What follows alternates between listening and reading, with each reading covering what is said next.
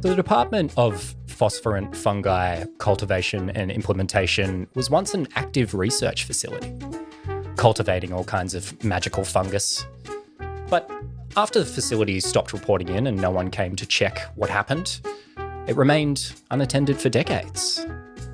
And now it is occupied by strange little grey creatures.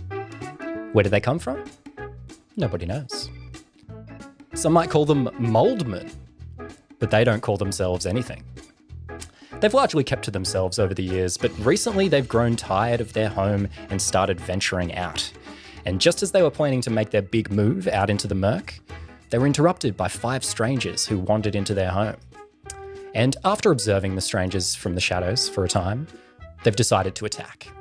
And at this point, our perspective swings around to that of you guys, as these strange grey creatures that attempted to bite you earlier, this one picks up a spear and 3 more come leaping down at you from all directions. So it's time to roll for initiative, gang. Kess, what'd you get? I rolled a 13. I got a 3. I got a 15. I got a nat 1 resulting in a 2.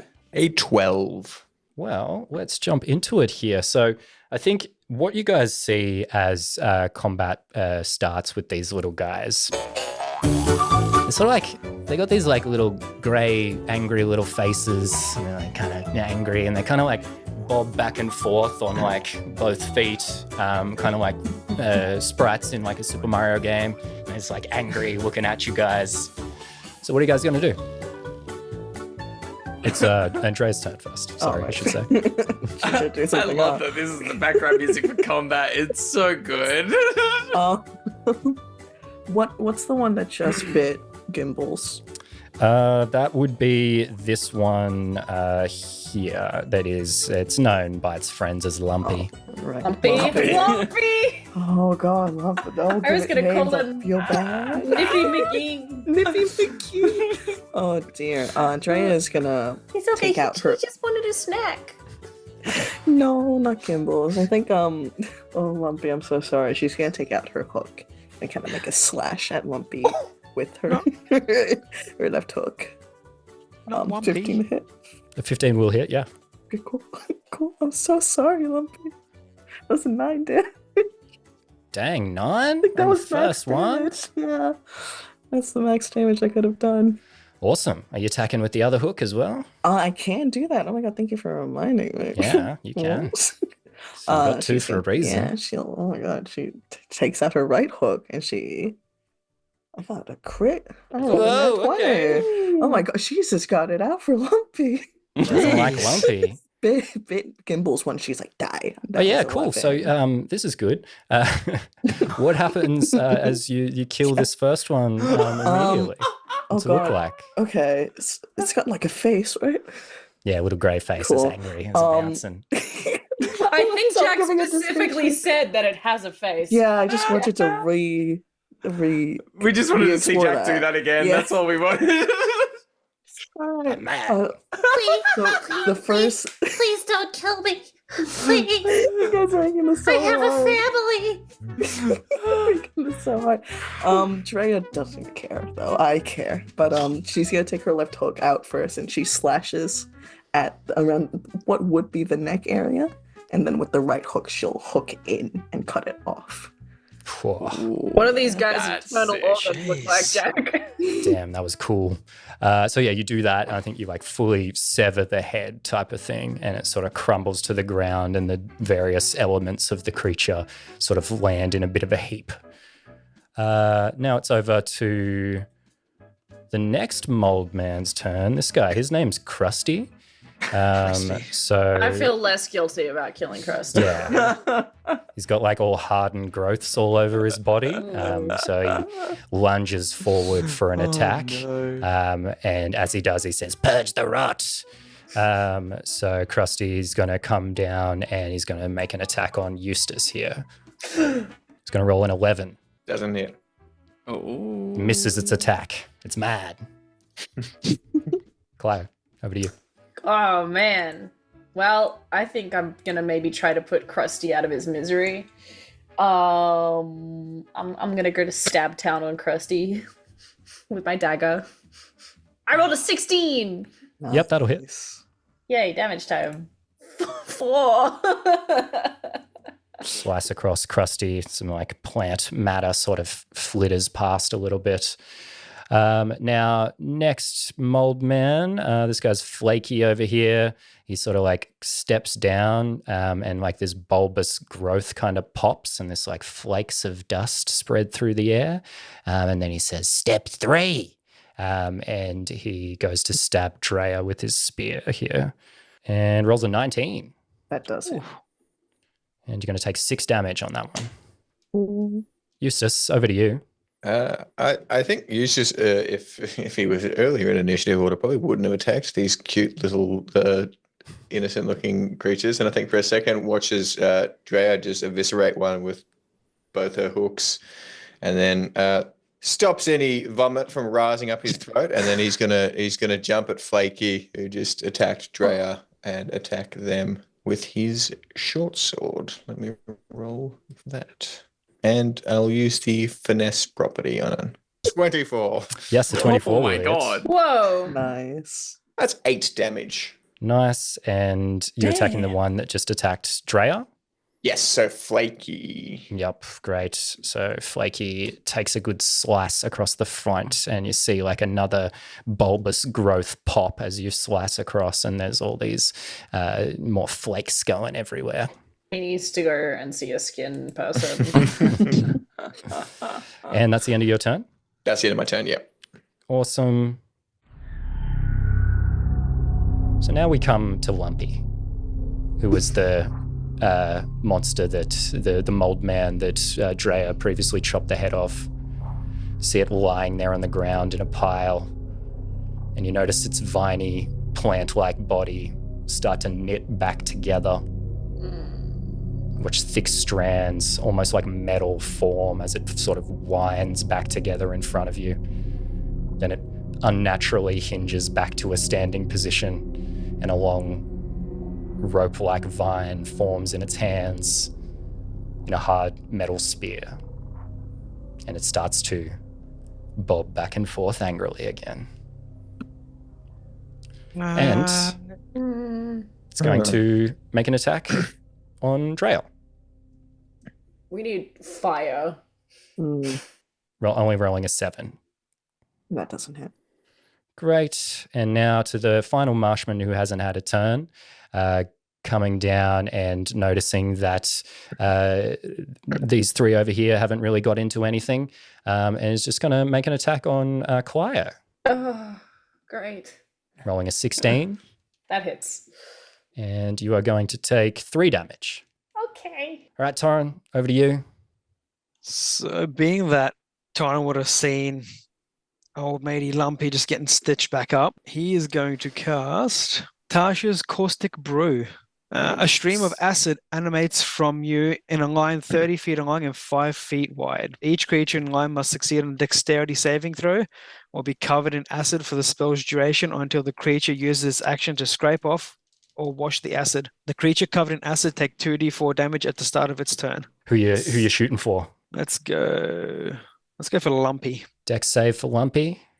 It has to make a DC 13. That is a 5.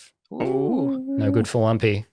So the way this works out is you see Torrin's tail flick up, and then from the tip of his tail kind of like opens up and it just flicks out. See a line of acid comes through, and then you see a little cartridge just shoot out from on top of it. Oh, like a That's scorpion. sick. Awesome. So what happens to Lumpy as a result? So he's covered in acid, Yep. and at the start of his turn, he takes 2d4 damage. So taking If the he starts- 2d4 damage on the start of his next turn, basically. Yeah. Not taking any damage now, though. Perfect. And if he doesn't scrape it off, again, next turn, he'll take 2d4. Perfect. Gimbals, over to you. Gimbals will probably announce to the crew, please try to keep them intact. Can I do a quick glance around, see if there's any more bits of paper? Like more of that instruction? Manuel? Yeah, sure. Give me a roll of some Yeah. kind. What do What you want to roll? Investigation? Perception? Anything for you, Jack. That'll be a 13. I'd say like you probably see like a bit of paper stuck to the leg of Lumpy. Oh, okay. Can I still take an action, or we class Yeah, that no, as my no, action? that's fine. I'm happy Cool. to do that. Awesome. Gimbals will be like, "There's more of that manual on Lumpy's leg," and then he'll shoot a fireball at Lumpy. Category five Sorry, Gimbals moment. fire bolt, not ball. That will be a grand total of 9. That is not going to hit. Yeah, I thought so. Back to the top of the round here. So first thing that happens. So there's like a lot of commotion going on in this fight here. And one of the Mouldmen like collides with a wall and knocks down like a torch that was in like a wall sconce. It like falls to the ground or it sits there flaming. Can everyone give me like a perception and or survival check here? Trying to beat 13s. I will give you a perception. It's an 18 from Torrin. It's a 22 from Gimbals. 9 from Drea. That's a slow internet by Eustace. That's a 5 for Claire. And a 13 from Eustace. Great. So Torrin and Gimbals, it seemed like you might have already noticed this, but Eustace as well. You guys noticed that they seem to be like recoiling more from the fire than what you would expect. They really cower as the fire comes down, and the fire's sitting there on the ground with this torch. It's not burning out of control, but it's there, and they seem to be like avoiding it more than what a normal creature would, basically, even more so. Drea, it is your turn though. So what are you up to? I think after Gimbals mentioned the little piece of paper on Lumpy's leg, she would reach for it as well. Sure, give me a sleight of hand. Oh god. All right. 13. 13 on the sleight of hand. Oh, they've rolled a 4. Okay, yeah. So you grab it up and you've got this bit of paper. I'd say if you want to read it, it's going to take your action to do so. Yeah, fine with that. Okay. So it's more steps of a process. And you look at it and as you're skimming along, it's not all the steps. It's like steps 1 through 4. You recognize the things that they've been saying in this list, basically. It's like step 1, the same thing they mentioned before, step 2, so on and so forth. So that jumps out to you. Now back to Krusty over here. So they take the 4 poison damage. What's the damage that they're taking? Is it Acid damage. Awesome. So yeah, they take that 4 damage and then they immediately crumble to the ground and start, like you see the acid burning at them. So that's going to be their turn. Clio, it's back to you. Okay. I would like to cast Produce Flame and hurl it at Lumpy. Lumpy just died. Sorry, not Lumpy. Which one was his name? Scumpy or something? Flaky, Crusty, and Spongy. That's Scumpy right. is Flaky was near me, wasn't he? Flaky. Spongy is the one that attacked you. Spongy dies Yeah. today. Okay, I'm gonna cast Produce Flame. Punchy. Yeah. Scumpy. That's an 8. That's not going to hit. Over to Flaky now, who's still involved in the fight, going to make another attempt to stab Drea with their spear over here. Rolling an 11. That doesn't hit. Eustace, over to you. Just to confirm, the one that took acid damage, that seems to not be reforming. Let me say, I'd say you don't know yet. It's only just gone down. All right, let's take a gamble then. I'm gonna acid splash. So Eustace is gonna reach out and grab both of them, and then from under his skin, like there's gonna be discolorations that like flow up through his hand, and then he's gonna splash them both with acid. So they're both gonna beat a DC 13 deck save or take 1d6 acid damage. 6 rolls the first one, Flaky. It rolls a 21. Cool. So one of them will be fine, and I'll roll the d6 acid damage to the other one. And that's 5 acid damage to that one. Down this Neat. one goes as well. What's it look like as you hit it with this acid? Yeah, I'd say, I guess, I think for the one that doesn't hit, it probably breaks the grip more than anything. But then, yeah, as you can see the acid travel through Eustace's fairly transparent body, but this is this dark discoloration that reaches his fingertips and then just seeps out into this little fungal creature as it starts burning in his hands. He's not feeling great about it, but, Dre's doing it. So let's kill these innocent little kind of cute mushroom dudes. Scumpy die. Scumpy. Does he need a Constitution saving roll so he doesn't throw up? No, I think he's okay because these look No dairy. less people-y. But yeah, that's Eustace's turn. I'm okay with killing cute things. It's fine. I draw the line at people. Exactly. So now over to Lumpy's turn, who was just splashed with a bunch of acid. Notice the acid kind of like eating away at the plant of this creature. Then you notice those vines, they start to reach out and grasp once again. They start to knit and reattach everything. There seems to be almost like a metallic aspect to these vines, and the acid doesn't seem to do enough to stop it. But they still do take damage from acid damage. So I think, to be fair, Lumpy took damage from acid, immediately died, and then is now coming back to life to take damage from acid again, I believe. So Lumpy goes down again. So until someone can fix Lumpy's problem, is going to be stuck in a loop of just Stuck in a dying and death loop. reviving, which is almost more torturous. It's That's what Lumpy worse, deserves. worse than death. Yes. But now it's like- Spongy's turn. It's a war taken us criminal. like 4 sessions, guys, to commit a war crime. Move Spongy down next to Clio over here so we know where Spongy is. But Spongy moves forward with their spear. It says step 3. And then takes a stab with the spear at Clio and rolls 8 damage. Rolls an 8. That misses. Tyron, over to you. I go, ooh, and it misses me. I'm going to pick up the torch. So who's still like alive and like up and moving? Is it Flaky, Spongy? Flaky's down, Krusty and Spongy are up. And yeah, the other two are in a perverse half-life at the moment. I'm going to pick up the torch and I'm going to ram it down Krusty's mouth hole. Okay. Great. Oh my god! Are we the bad guys? I think we're the bad guys. Give me an attack roll first, I feel like, is what you're doing. And There's a 21. This is so mean. so you're jamming the thing down its throat? The torch is like down its open, gaping maw. Yeah, okay. Yeah, Do they have Nice. teeth? Yeah, so it's there, it's like bouncing, and maybe it opens its mouth a little bit for a moment. It's like straight in there. I feel like it's Lighten going to do a up, lot of Krusty. damage. Why don't you roll 3d8 for this? Oh. And yeah, the torch is going to go out as a result of doing this. I feel bad. That's a 3. No, that's so unlucky. That's 3 1s on 3 d8s. That's so unlucky.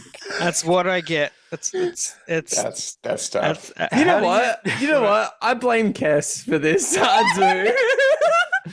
Okay, so yeah, you do this, the flame goes out, it sort of like pulsates around, like, freaked out like it's going to explode, but then kind of like the flames kind of go out a little bit, and it's okay.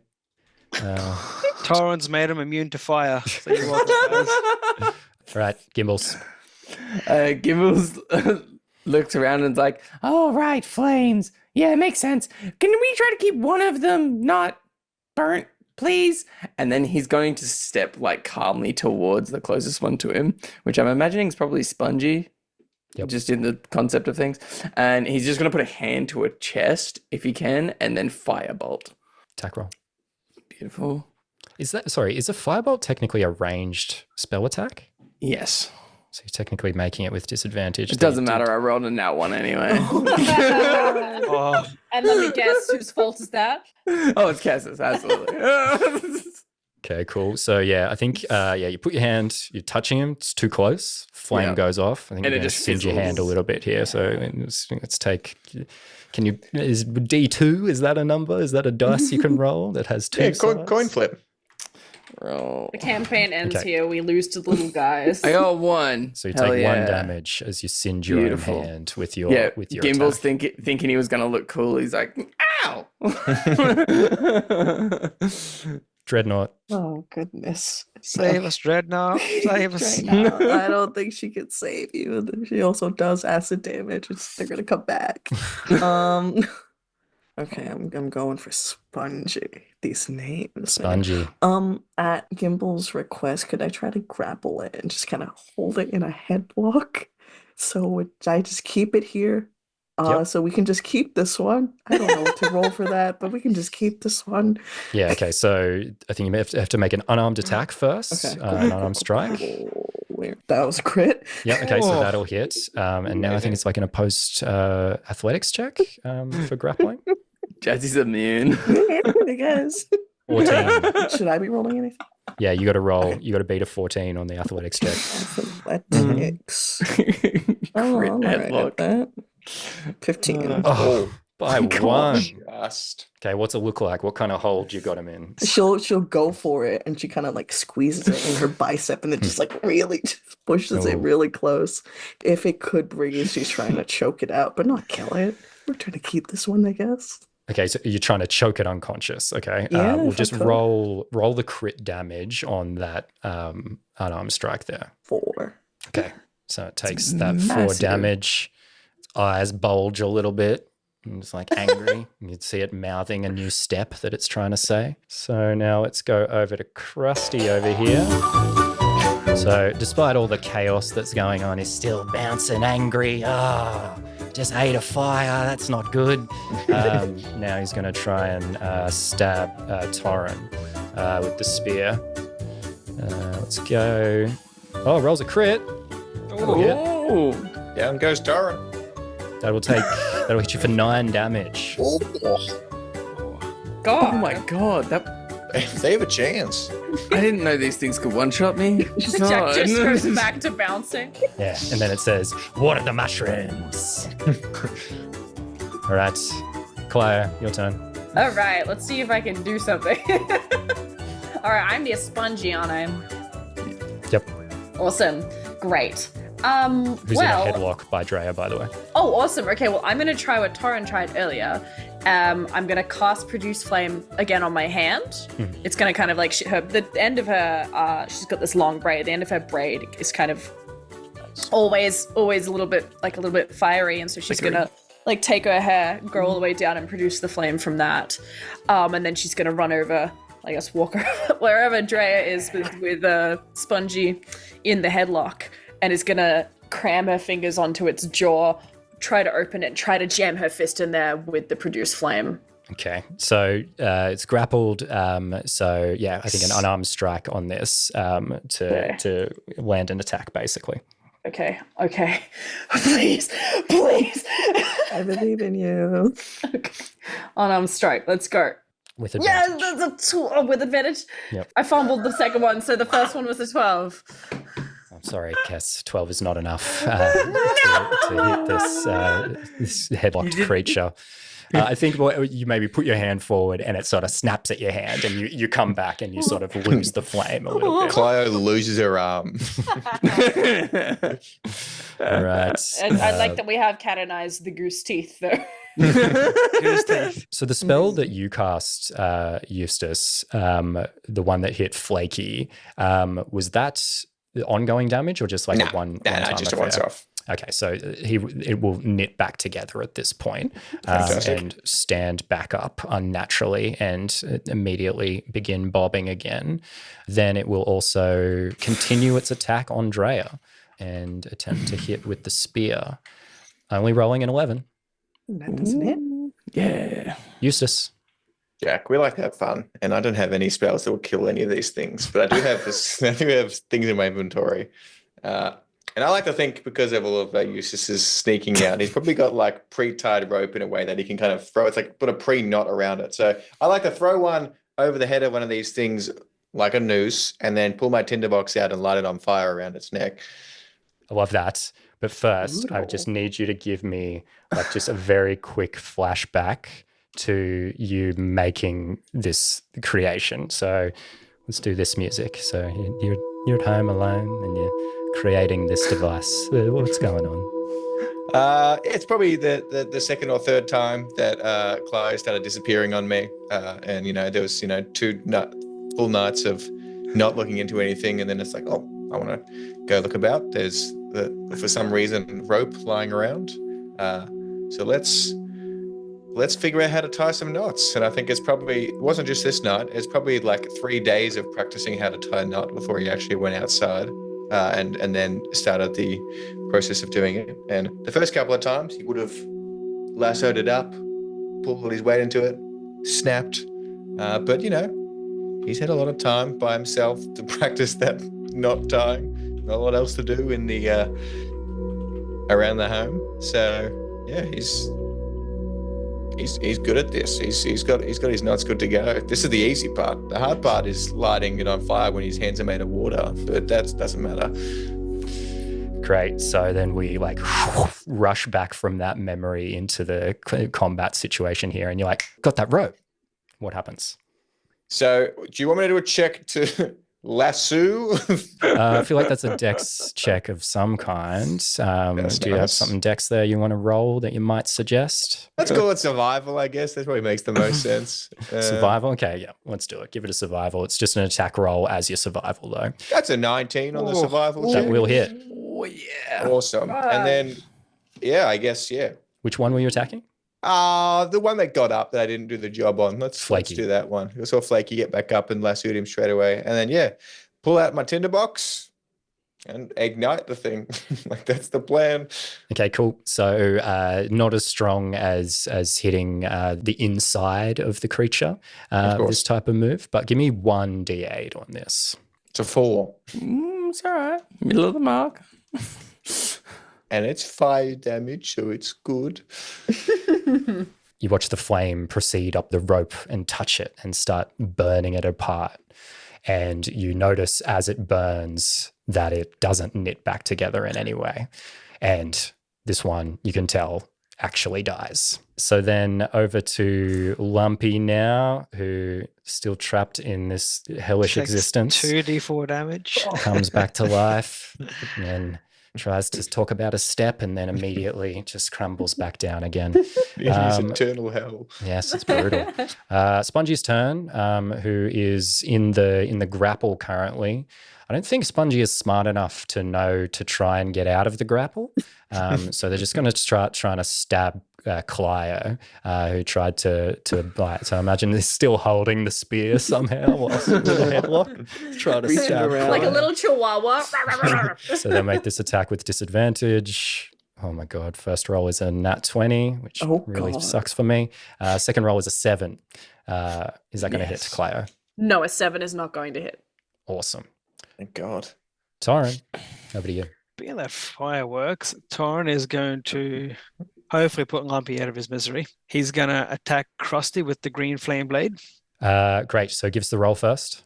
We get a 24. That's a natural 20. That's going to hit. So I'm going to give you some cool music. So I want another badass reveal on this thing. We're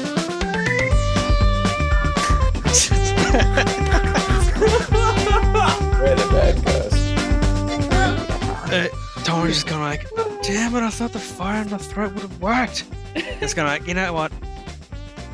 Worked against the kobolds. Surely I can do it again. Reaches his back, does a cool flourish around, flames streaking around it, and he just slices up Krusty. And then the flame bounces off, and the exact same pattern goes on Lumpy's lump. Give me the damage. So Krusty takes 14, Mm-hmm. and then Lumpy takes 10 fire damage. Whoa. One of them dies. Both of them die. One of them dies forever. Lumpy dies forever, unfortunately. So you kind of just see straight up the middle of Krusty, and then as it goes up, the fire just keeps going up like a firework, and then just lands on Lumpy's lump. Just Good stuff. Gimbals, over to you. Okay, would Eustace's tinderbox lit flame still be a flame? Yeah, why not? Sweet. I want to use the control flames, where I can instantaneously expand the flame 5 feet in one direction, provided that wood or other fuel is present. Mhm. I would argue that the mushroom is fuel for the fire. Okay. Okay. Why not? Yeah, who cares? Let's go. Okay. You know, Jack's really defeated where he's letting me do stupid shit. Fun as well, guys. I'm not mean all the time. Jack likes fun. So basically I expand the flame from the tinder, from the flame that he lit from the tinderbox on the rope, back 5 feet across the same mushroom man. Okay, so is there like rolls you have to do as a result of this, or like? No, I can just control flames. Just do it. You're just controlling the flames. It's You're a moving the cantrip. flames. Okay, great. Yeah, I think you move it over. It's already in a heap on the ground. It's in this weakened state, and the flames just sort of catch up and wick away and start burning away the creature there. Drea. I've got Spongy in a headlock, right? Yep. Still. I think Drea realizes she can't do much holding this thing in her biceps, in her arms, and she's just gonna looks around and I think with her free hand just gonna stab the top. I know it's not gonna do anything. Stab the brain if it has one. I don't know. Yeah. She doesn't want to do. She doesn't have any sort of fire. It's only acid damage that she can do, and I feel like she would have noticed. Yeah. That doesn't really work. All right. She's just gonna. That's just gonna kill it. Oh, Chassis. okay. Cool.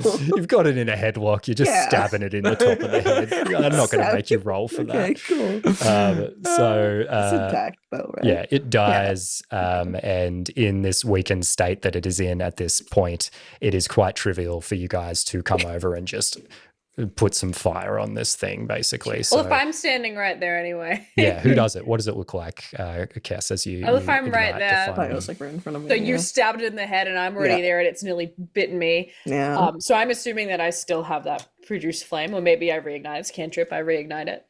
And I, as you're stabbing it in the head, I come over and I want to just start punching it in the face over and over, kind of quite brutally. Because if it's fungi, it's probably gonna Fine. it's gonna spongy. crumble. Yeah. I'm gonna keep punching it until it is eviscerated in kind of quite a feral way. I don't really get to hit a lot of things, and it's beginning to frustrate Clio. So she's gonna let some of that anger out, I think. Yeah. Clio's straight up scumping him. Yeah, she's scumping, baby. Yeah. And So as you stab it in the head, I'm just gonna punch it with my fist as it's on fire. Great. Love that. Oh, jeez. Cool. Well, Very with feral. that in mind, the final Mouldman hits the ground here as Clio, goes on this crash out, if you will. Good job. That does. Yeah, it works. Yeah, she's crashing up. You watch its body writhe for a moment and you think it's going to regenerate. The vines reach out to start knitting together, only to hesitate, wither, and then die. And as it does, you all take a second's relief here and look over the room. Gimbals and Drea, this place is supposed to be your new home. But as you look around and after dealing with all these Mouldmen, something about the room clicks into place. You notice that not only covering the walls are all these mushrooms and growths and things like that. Covering all the walls and all the ceilings is a dark mold, exactly the same color as the Mouldmen. And you each realize that you guys have a lot of work ahead of you. And that is where we're going to end the session for this week. Yay!